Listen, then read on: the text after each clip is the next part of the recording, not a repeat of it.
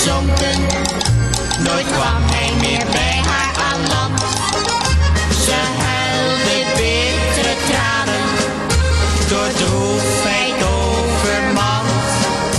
Nooit kwam haar allerliefste weer veilig thuis aan land.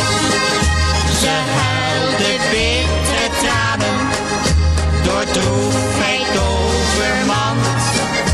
Nooit kwam haar allerliefste weer veilig thuis aan land.